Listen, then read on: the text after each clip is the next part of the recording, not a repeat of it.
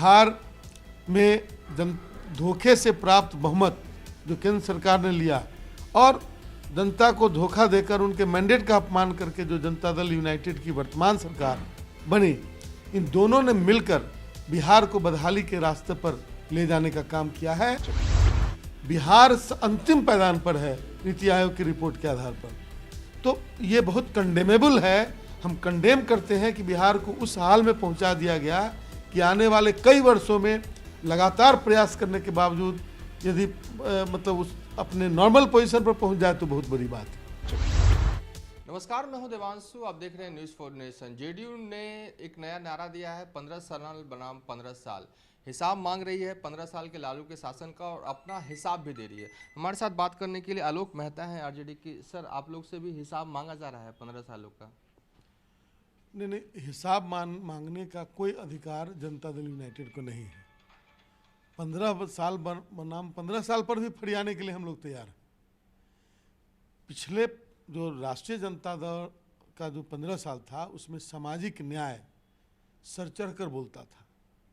समाज के छूटे हुए लोग अपने अधिकार के लिए सजग हुए और बड़ी संख्या में आज जागरूकता जो आलम है, तो उसका सबसे बड़ा श्रेय माननीय लालू प्रसाद जी को जाता है। और वो 15 साल आम गरीबों के लिए, आम जनता के लिए, बिहार के किसान मजदूर भाइयों के लिए खुशहाली का समय था।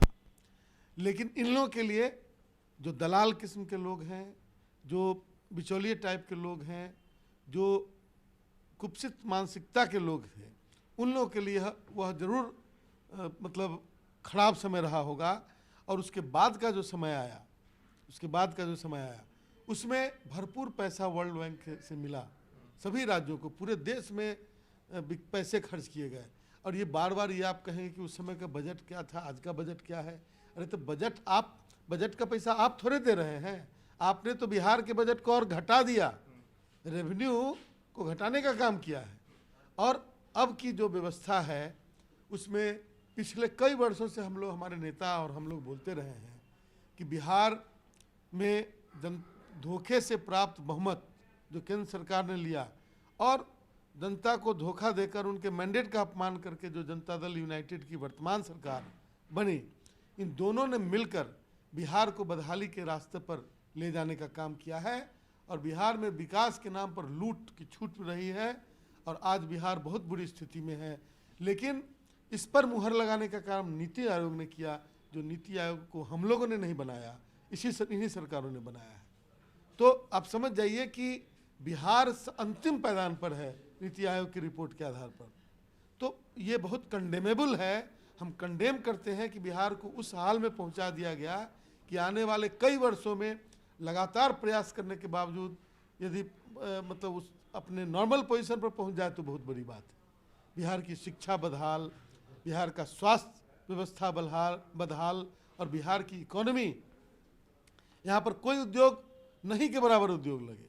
अब कोई कहे कि बेली रोड पर बड़ा महिंद्रा का शोरूम खुल गया, तो महिंद्रा की इंडस्ट्री यहाँ नहीं है। बिहार के लोग उस महिंद्रा की इंडस्ट्री से, एक उदाहरण बता रहा हूँ, यदि कोई सामान खरीदेंगे आउटलेट से, तो बिहार का पैसा उस शोरूम के माध्यम से बाहर जाएगा। तो ये बिहार की इकोनॉमी का आउटफ्लो बढ़ेगा। इसका मतलब है कि बिहार का पैसा बाहर ले जाने का ये चमकदार व्यवस्था जो दिखाई पड़ रहा है, वो डेवलपमेंट मैं उसको नहीं मानता हूँ और न माना जाना चाहिए।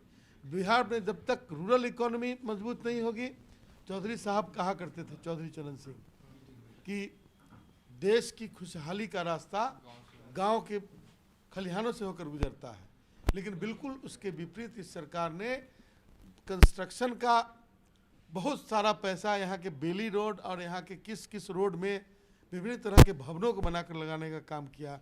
यदि वो पैसा बिहार के समाज के अंतिम पंक्ति और गांव के अंतिम छोर पर रहने वाले लोगों के बीच जाता, तो शायद उतनी आत्महत्याएं देश में जो हो रही हैं और बिहार में जो किसानों की बदहाली है, जो उनको मूल्य नहीं मिल रहा है, उन तमाम चीज़ों में उसका खर्च यदि हुआ होता तो शायद बिहार की इकोनॉमी और बिहार के किसानों और मजदूरों की खुशहाली स्थापित हो जाती है। उनकी तरफ से तो यही कहा जा रहा है कि 15 सालों में हमने विकास किया, उनके शासन में तो जंगल राज था।